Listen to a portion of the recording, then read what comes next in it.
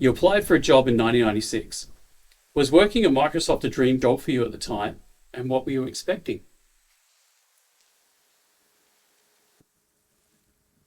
So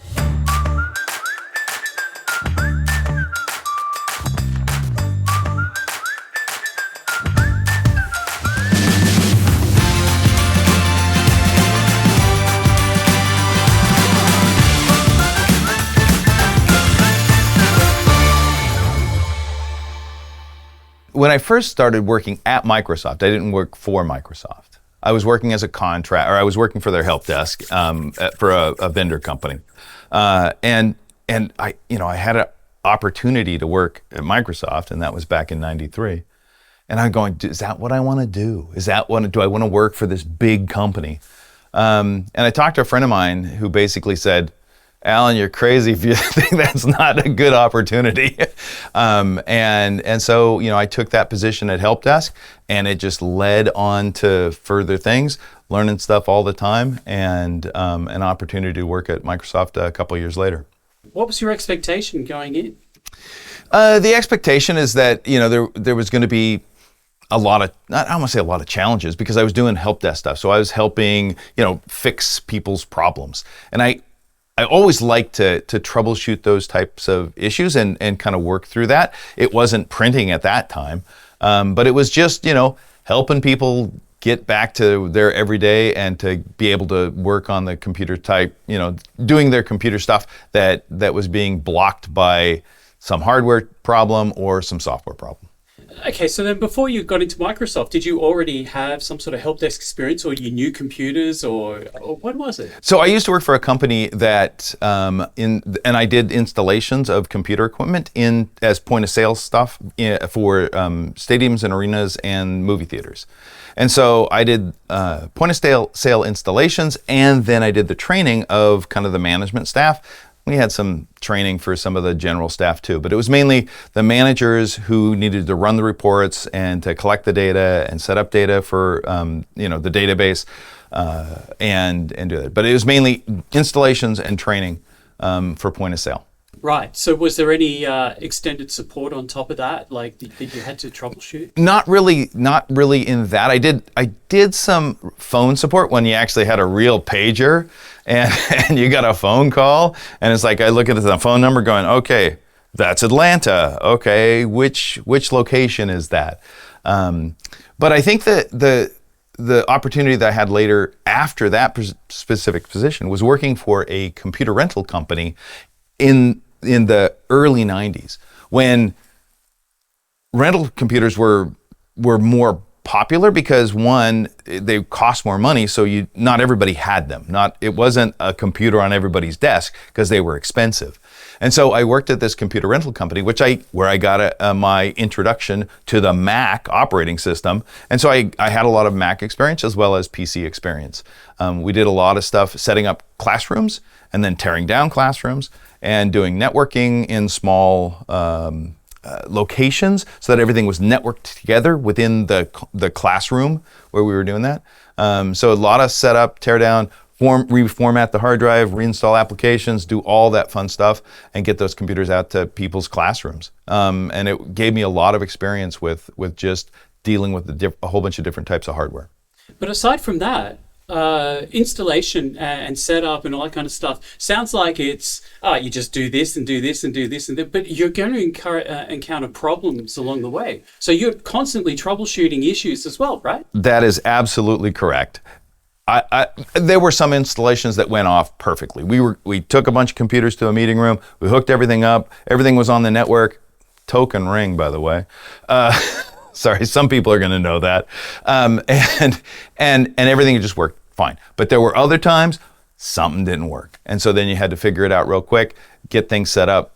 People were coming in for a classroom. Usually, like we were setting up at 7 o'clock in the morning. They were coming in at 9 or 10. Sometimes we'd set up the night before and get things working. So yeah, definitely troubleshooting all the time, and being ready for anything, because you had to be. So you grew up in an age where computers weren't a normal thing. So where was your interest? Where did your interest come into this? Where was your exposure into this stuff?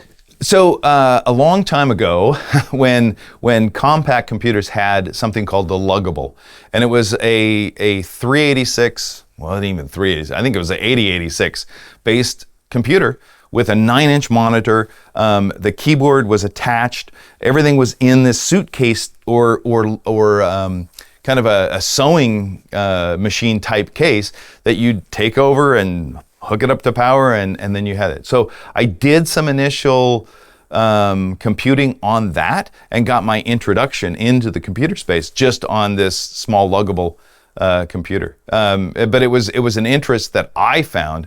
My first introduction to computers was after I'd graduated from the University of Washington, and I was actually working on a project, volunteering on a project down in the Puget Sound area to grow seaweed.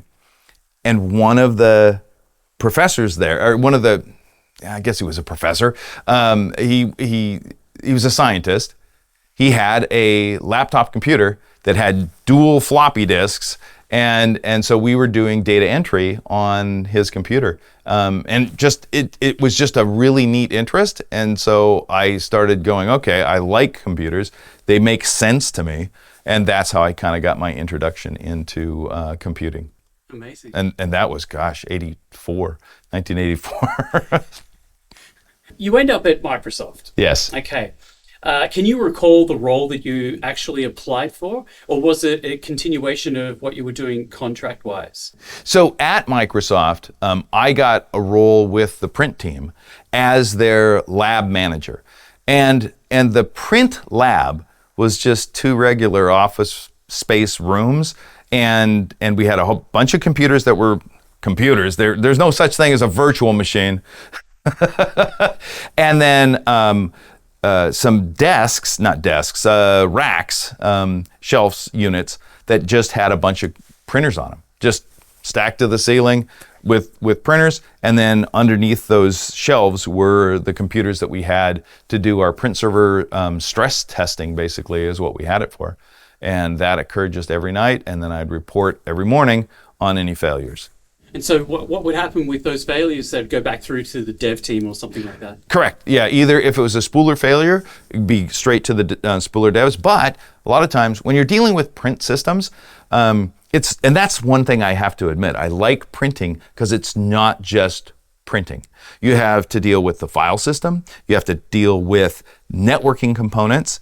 You have to deal with multiple networking components because guess what? There's different layers. And so trying to find the right person to track down the problem to help debugging and then, on to the next failure.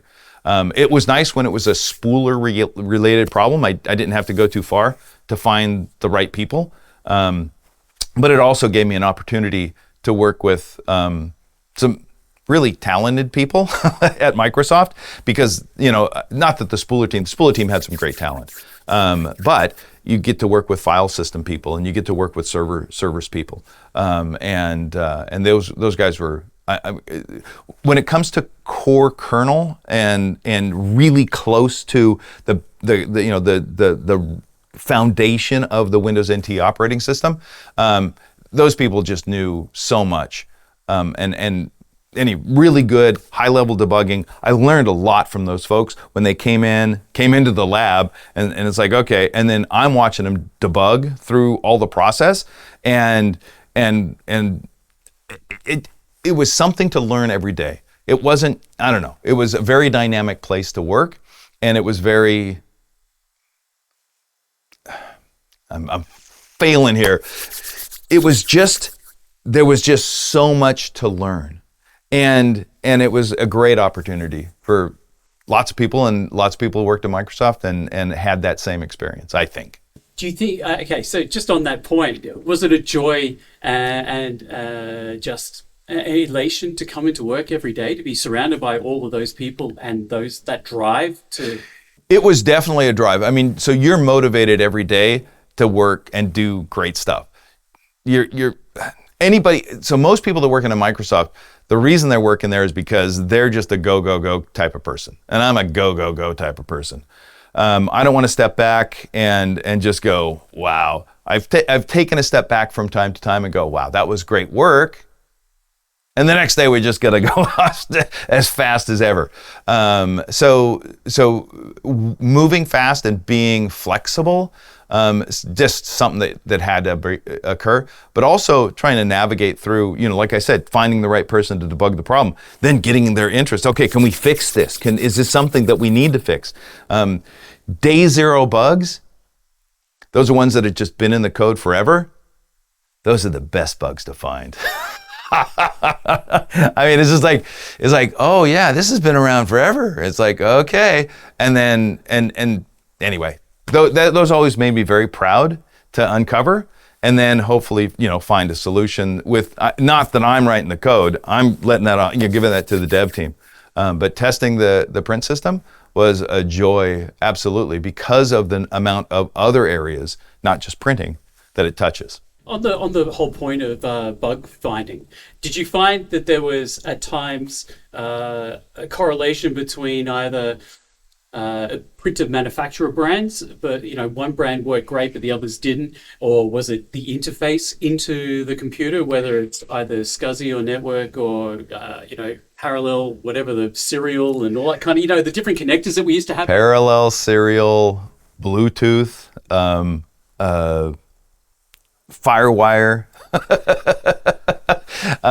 There was definitely all that stuff.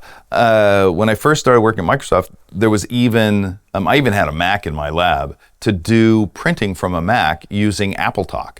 And we had an AppleTalk connector in Windows NT early on, 3.5, 3. Anyway, I'm trying to remember when it got dropped. And I also had a NetWare server. I am NetWare certified, NetWare 3.1, long time ago. But it was just like this interoperability. But as Windows became the dominant print server product, those other interconnective things, I mean, that was the one focus with Microsoft, is that it was always Windows focused. It was always Windows focused. And the one really nice thing about working at PaperCut, we do more than Windows. We do Mac. We do Linux. I know that there's Linux folks that think we don't give Linux enough, but we've got Linux support. And having that breadth was so much important. It's something that I didn't realize when I was at Microsoft. You're focused on Windows. And you get out in a different world and you go, it's more than just Windows. And sometimes, I mean, I'm glad to see Microsoft actually kind of branching out and saying, hey, Mac is important. Hey, not Linux though. Sorry. They do, I know there's a Linux shell now in Windows, but it was just such blinders, going in, that everything was Windows. Everything was Windows. Everything was Windows. And to be able to step into PaperCut and go, oh, it's not only just Windows. All right. Were you signing up when you joined Microsoft? Were you signing up to change printing? No, not necessarily. So I had the role of lab manager, and then that just expanded, right? So the lab expanded. We went from these 2 office space into this huge 6 or 12. Eventually, we had 12 office spaces in one big lab space. And so managing that was quite the challenge. There was a lot of contractors that actually worked in the same lab where we had a lot of print space. So not only did we have hardware, we also had people. And to change printing, not really. We had a group meeting one time, and it was coming out of Windows NT and moving on to Windows 2000. And there was a question from one of the group program managers, basically, what are our big challenges, moving into the future? Are we thinking, Linux? Are we thinking, Mac? Are we thinking Novell? And I said, one of our biggest challenges is going to be our previous product. Now, it was NT4 at the time, and I know people are going to think, what? NT4? But at that point, NT4 was really kind of picking up as a print server platform. And when we were working on Windows 2000, I just went, our biggest challenge is going to be NT. Now, the good thing was Windows 2000 was a whole lot better. And so once Windows 2000 came out, people were just going, okay, let's get rid of Windows NT. Let's get into Windows 2000. And I don't know. So one challenge that Microsoft has always had has been the previous product. And part of that is, getting from the older version up to the newer version. And sometimes you got to take a few releases before you get it right. And so, a version of Windows came out, and at that point we were doing service pack releases. And I know that there's some people that are going, yeah, don't install Windows X until it comes out as Service Pack 1. and so then once Service Pack 1 came out, then the adoption rate kind of boom, and that would just be that cycle. But I want to, I think one of the better releases for Windows was Windows Server 2008 R2, because it came out as 64-bit only. Suddenly all the memory address challenges that we had in previous versions of 32-bit operating systems was gone, and Windows 2008 R2 was a great print server platform.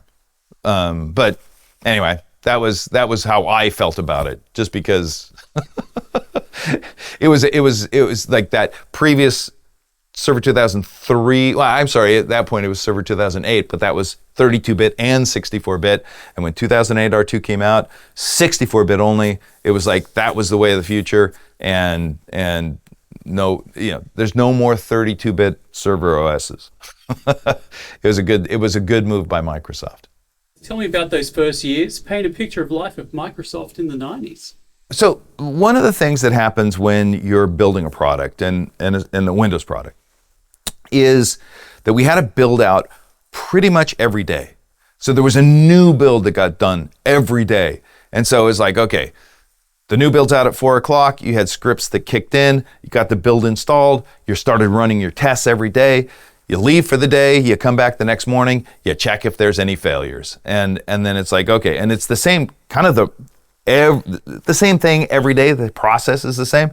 New build, start up the tests, come back the next day, run through all the debugging that needs to occur, find the owners, and then have them work on that. And then, you kind of have to set your machines aside sometimes to have somebody investigate, because if there's a lot of failures, they're busy for the day. And so it's sometimes patience, but also perseverance to get that development resource to take a look at your failure so you can get your machine back, so you can get the next build on, and then you can go through the whole thing over again.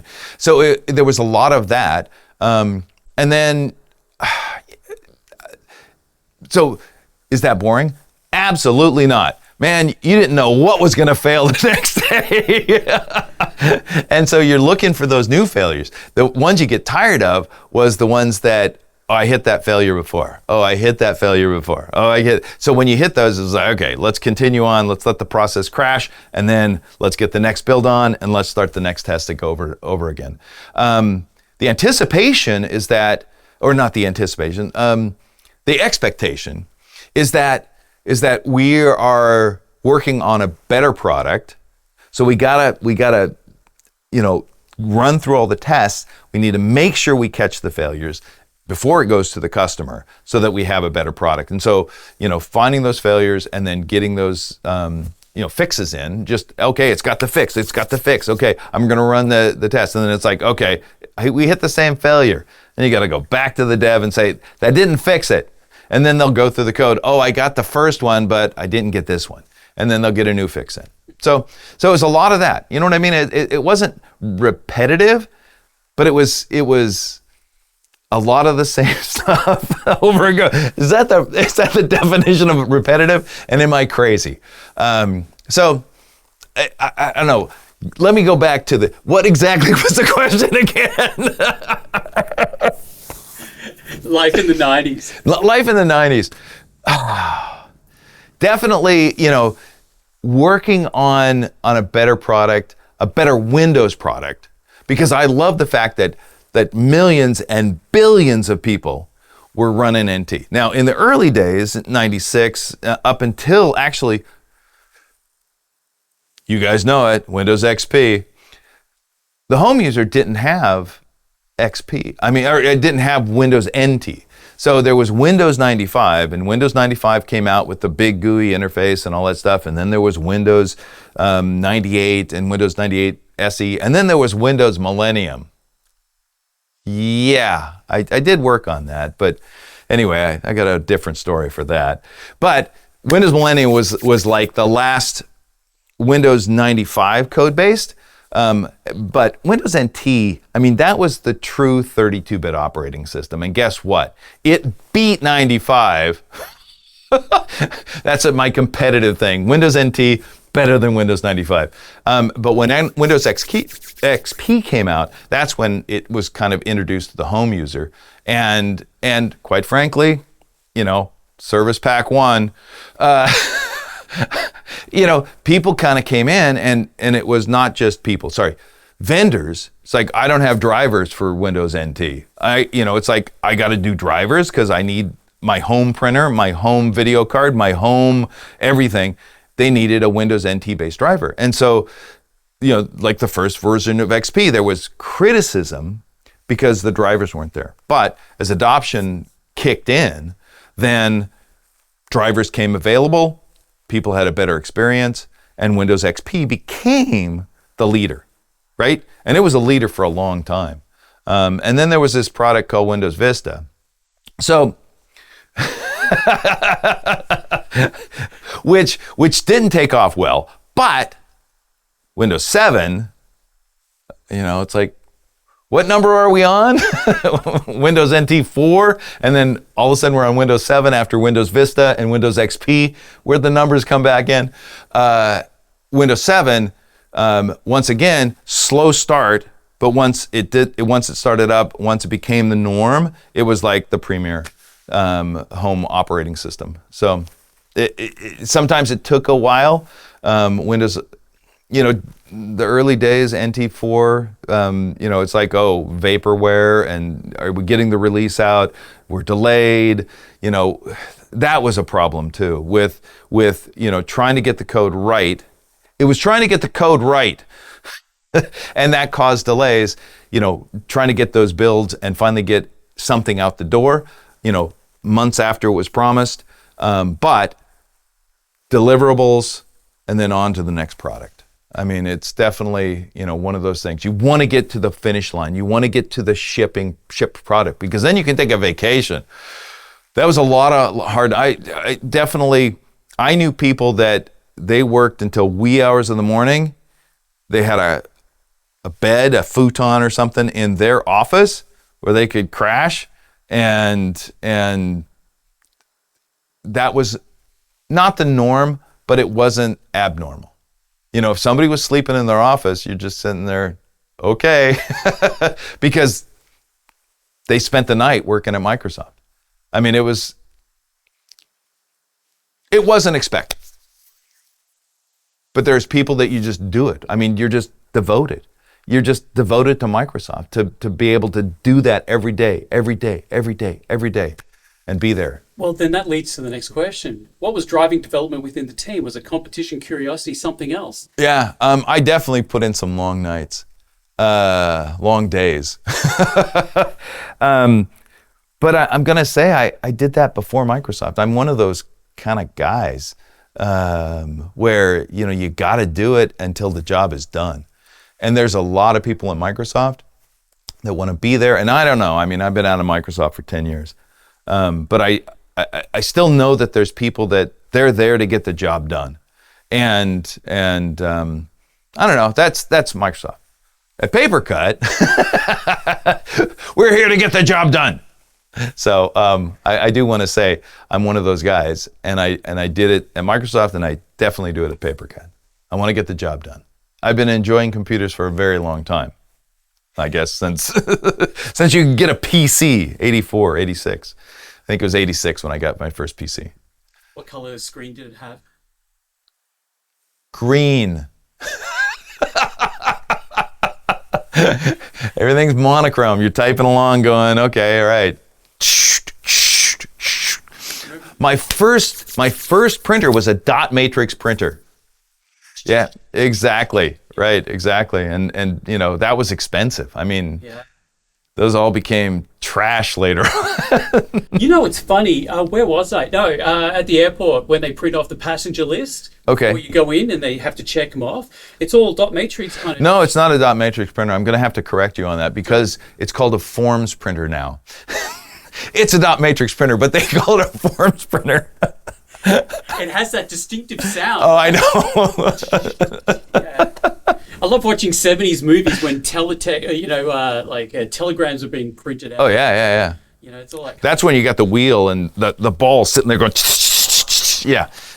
I mean, that was where you have all the letters on a ball and it's just spinning around doing the whole thing. It's magic.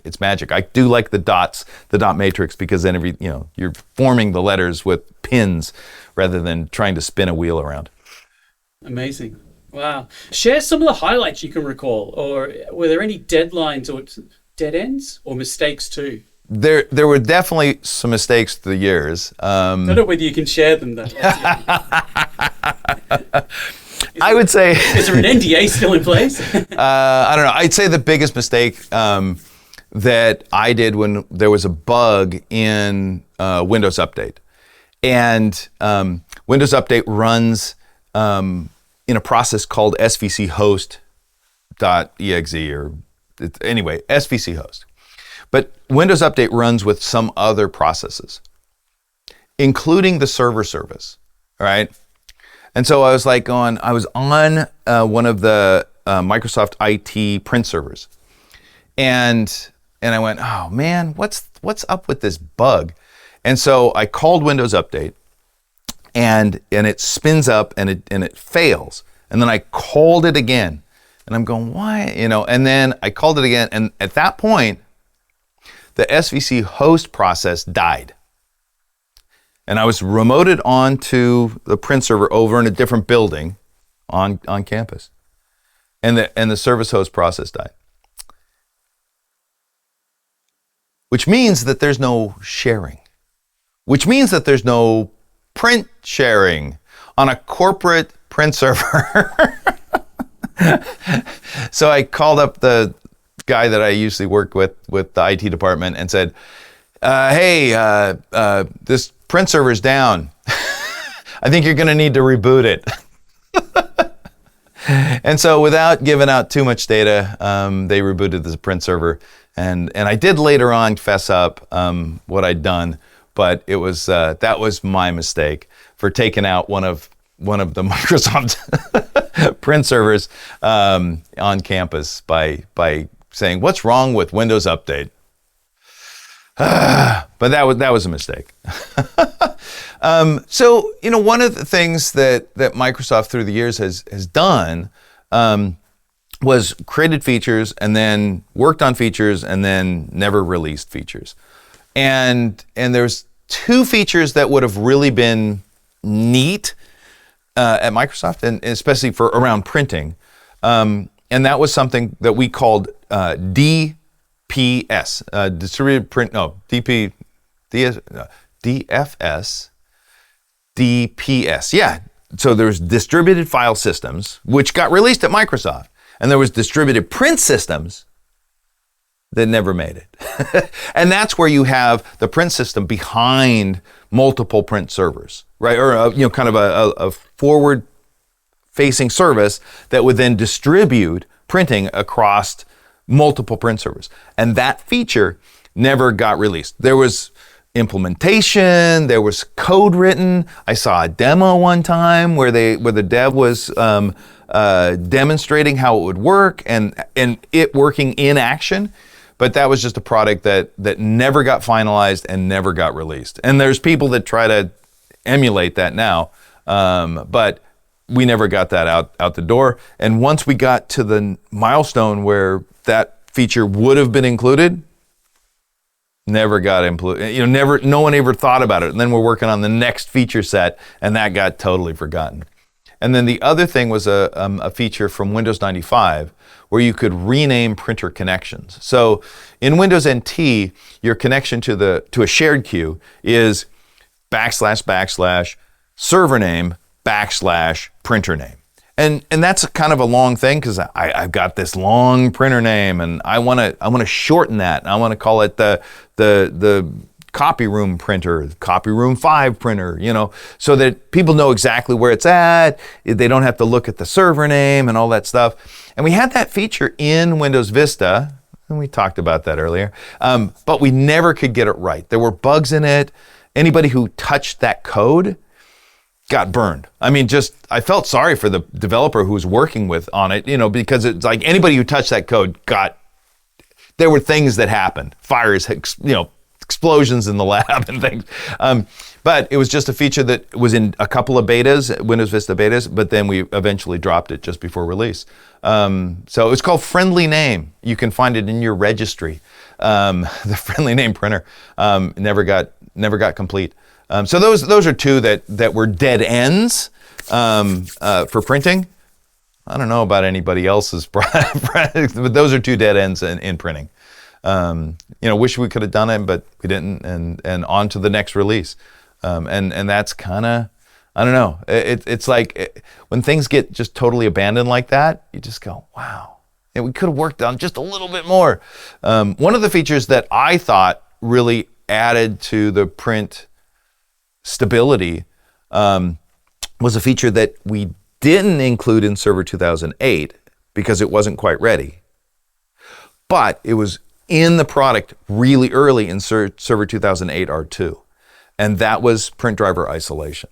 And that was one of those features that we added to the spooler, that really stabilized the print system. It was one of the reasons why Server 2008 R2, great print platform, was you could isolate rendering tasks out of the spooler into a separate process. So in previous versions of Windows, if a bad driver caused bad things in your process, the whole spooler failed, it crashed, no one could print. With print driver isolation, things were in a different process. If there was a crash during rendering, spooler stayed up, crashed over here, your document didn't print, but the spooler stayed running. And that was just a great stability feature for Windows print servers. Did you find that you were, you were reporting bugs and things, but were you providing some sort of direction as to how it could possibly be fixed? Or did you leave that entirely up to dev? I made suggestions.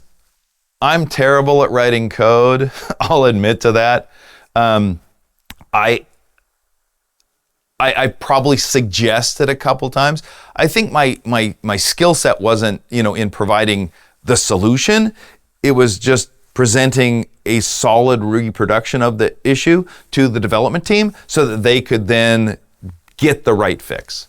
And I did that over and over. I had to prove myself a couple of times to various developers. I like to find memory leaks. And there was one developer, I said, hey, there's a leak in this code. There's a leak in this code. There's not a leak in this code. I went, okay. So then I had to learn a few more tricks. I had to learn a few more tools. And then I came back with, there's a leak in this code. It's right here. And then it was like, I don't think there's a leak in the code. And so then a few days, probably a week later, it was like, Alan, I have a fix for the leak in the code. And so, and then anytime I needed to interact with that particular developer again, I didn't have to prove myself. Sometimes you have to prove yourself so that anyway, proving yourself, and that way you get a little bit more credibility to be able to say, there's a problem in the code, and let's go find out a little bit more. And so, I don't know, that was always, an opportunity to learn, an opportunity to, present your argument, to be able to get a fix into the code that in the end resulted in a better product. Amazing. So good. What was the biggest hurdle you and the Microsoft team faced, and how did you overcome it? Biggest hurdle. I think a big hurdle sometimes is when you make a decision, an architectural decision that proved to be not the best decision. And so sometimes you kind of have to step back, see the product in action, and then go, all right, I think we need to do something a little bit different. So initially when I got into the spooler team, we were working with, we were part of a team called the Graphical Device Interface Group, which is GDI. And GDI does a lot of rendering. And to get the coupling between the print system and GDI, we moved the print drivers to running in the kernel rather than into user mode. Kernel mode brings them closer into GDI. User mode, you have to make a thunking layer through the user layer into the kernel layer to do some work. And for efficiency, for speed, it's like, let's move that into the kernel. That turned out to be a bad decision because we had to rely on print vendors to write code that worked well in the kernel.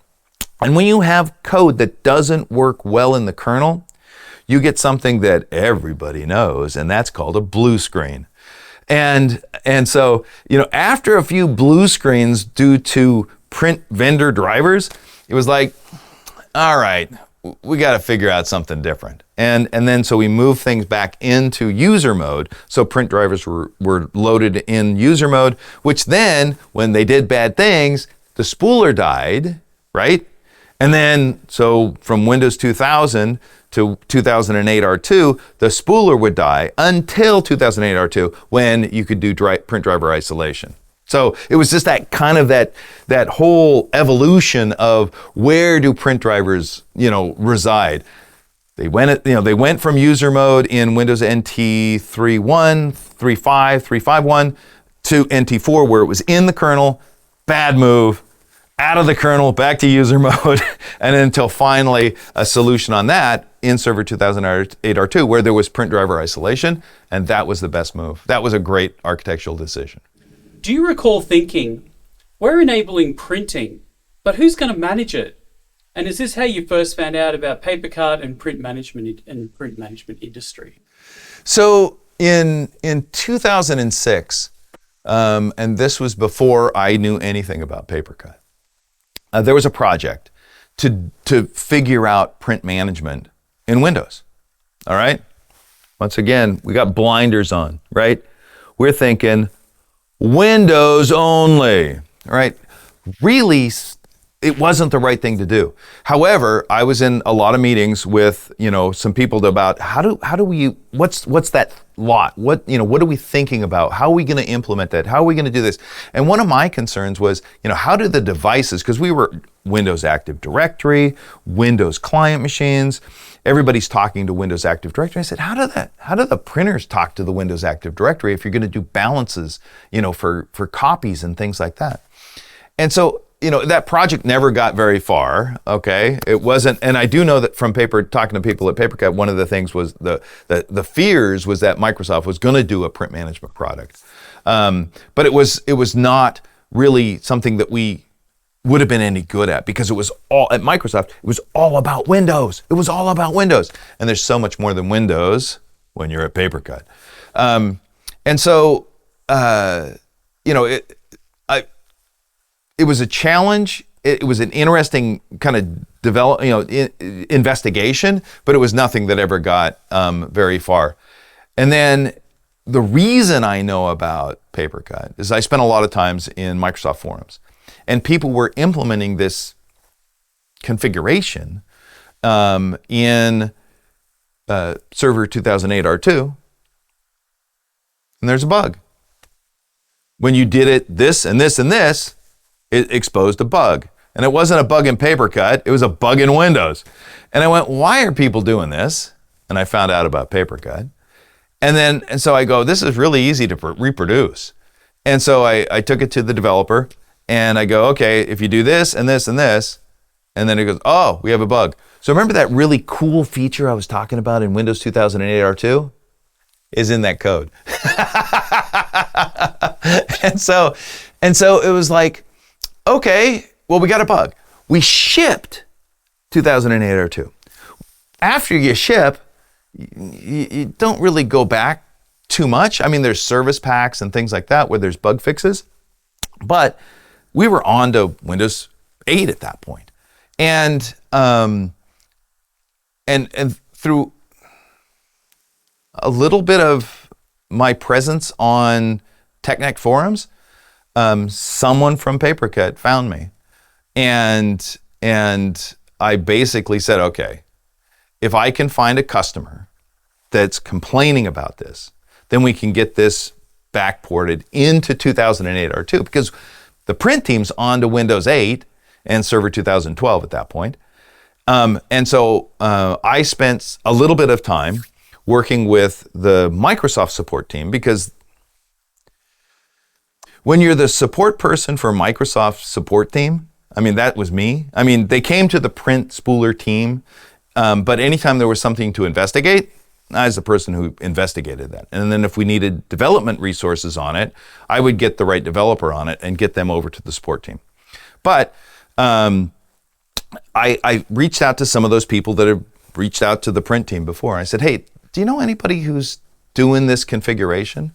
And there was a couple of PaperCut customers that were bigger locations, and they brought it up through their channel. And so that fix got backported into 2008 R2, and it was just like, yay! And so I know about PaperCut because the configuration that PaperCut was suggesting exposed a bug in Windows, which then we fixed, and then I was able to, not that I was able to do it, it was a combination. But I know about PaperCut because there was a bug in Windows. And it wasn't that I was thinking about print management. I'm always thinking about print management. And I, there's some things about, the Windows UI, when I see people using devices and printers and scanners on a print server, trying to manage local queues. Print management console. It's one of those things I tested. I mean, I was doing tools and things like that for Windows testing. And it's just like, that's the tool you use for managing a print server. So I know about PaperCut because of a bug, and I'm going to tell you, I love helping people. I love solving hard printing problems. When it's hard and I can find the solution, those are the best challenges.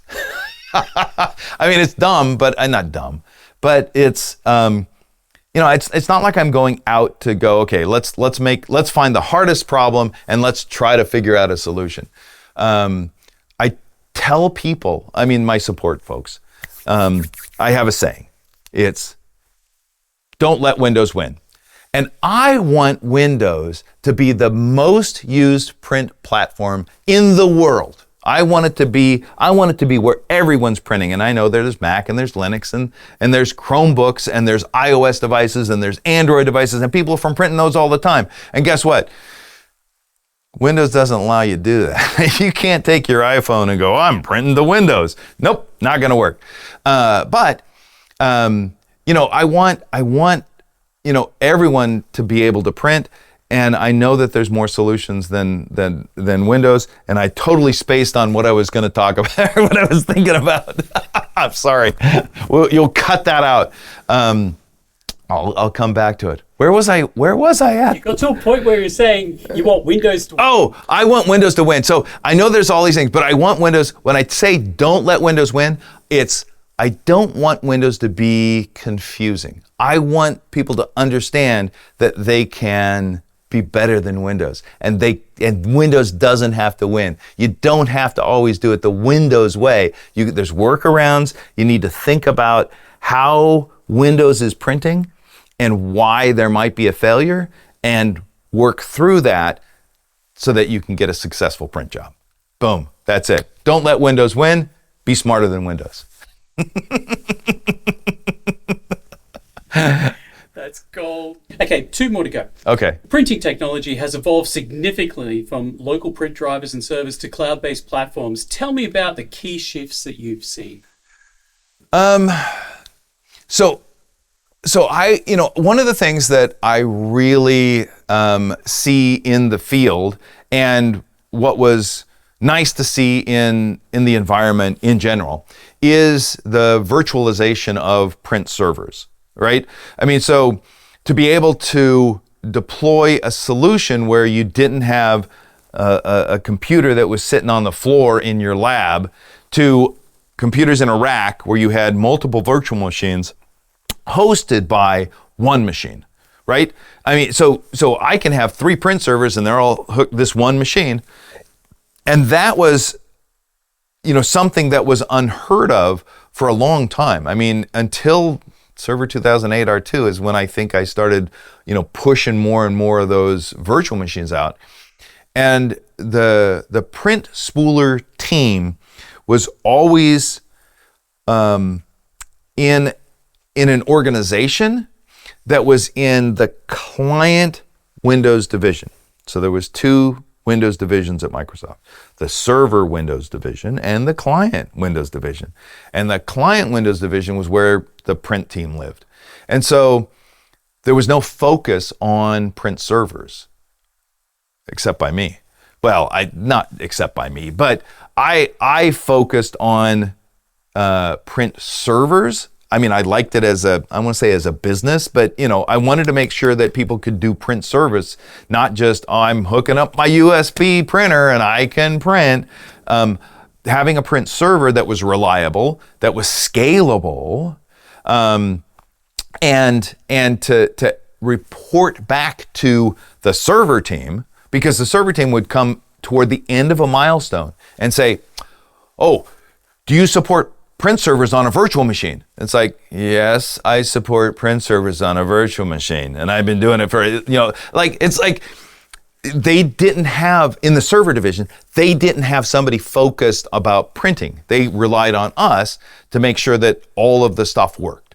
And I had that already down. So I had a program manager who'd liaison, with the Windows Server team, and they'd have this series of questions, and he'd say, Alan, all right, have you done it all? And it's like, dun, dun, dun, dun. Okay, all right, I got to do this one, and then we'll sign off.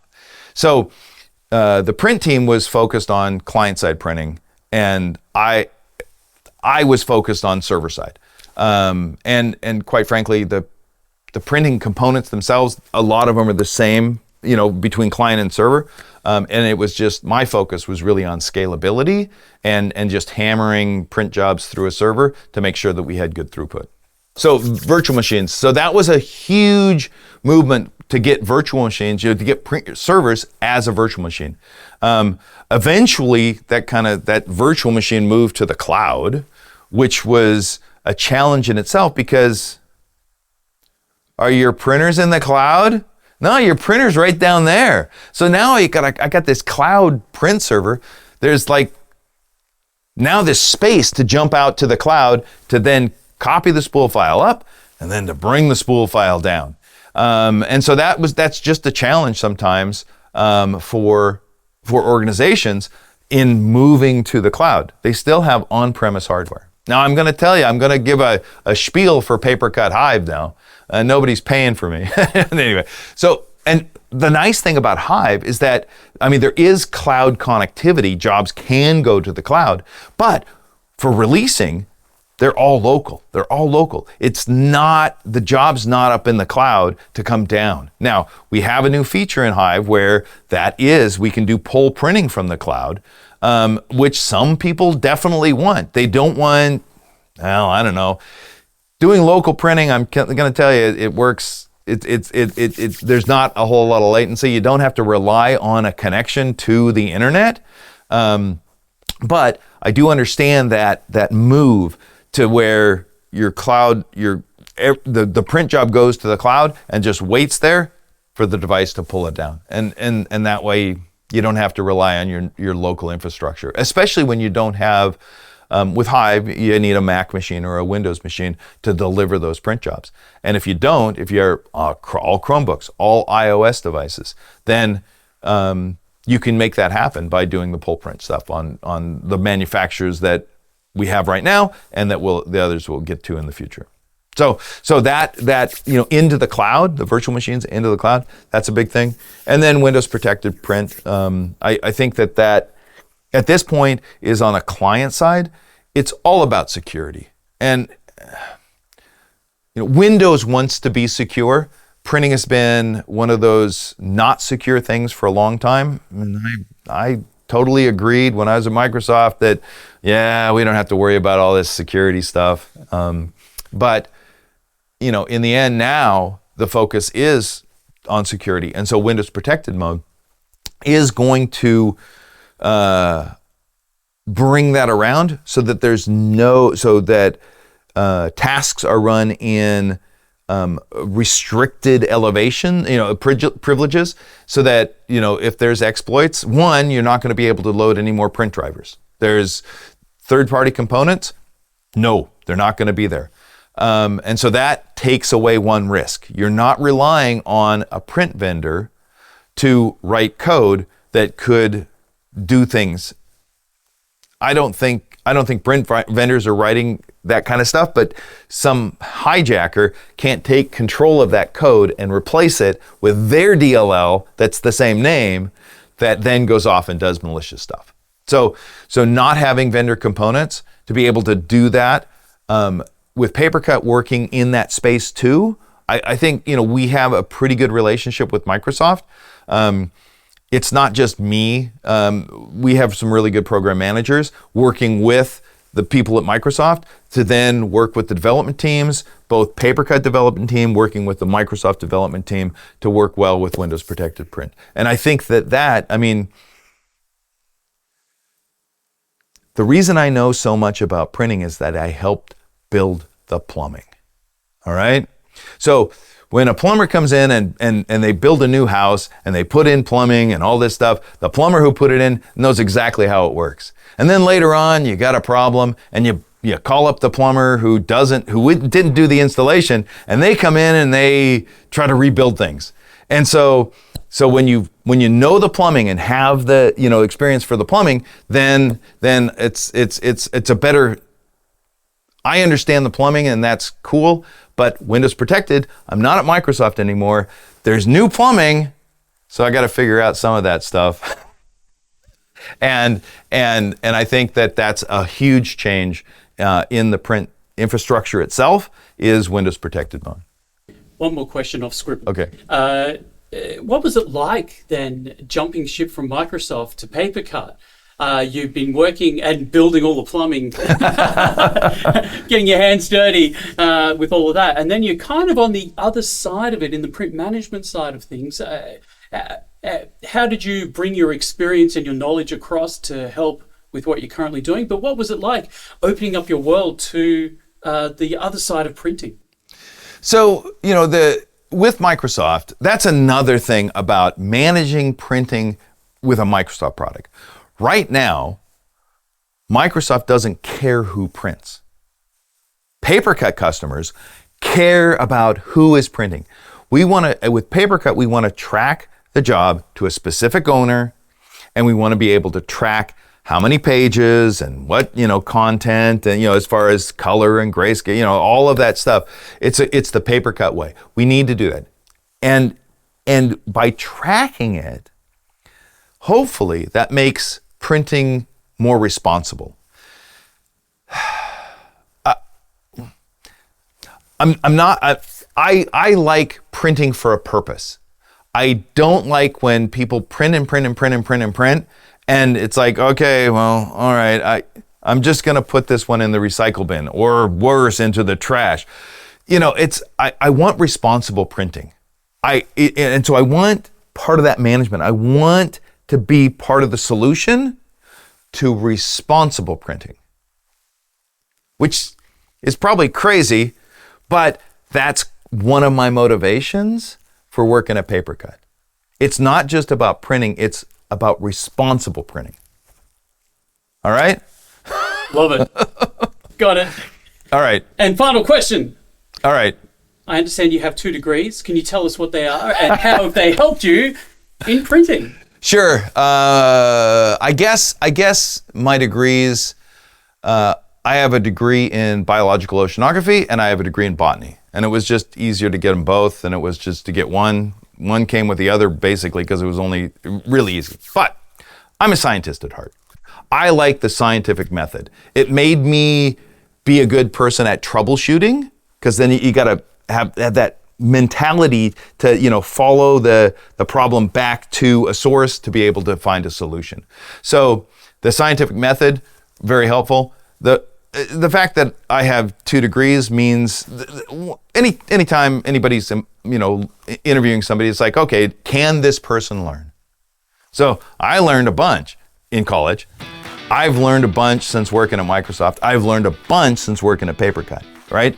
And so the ability to learn, I think that's an important feature for me. It's a strength that I have. And so I want to say, I can learn. And that's how it helped me.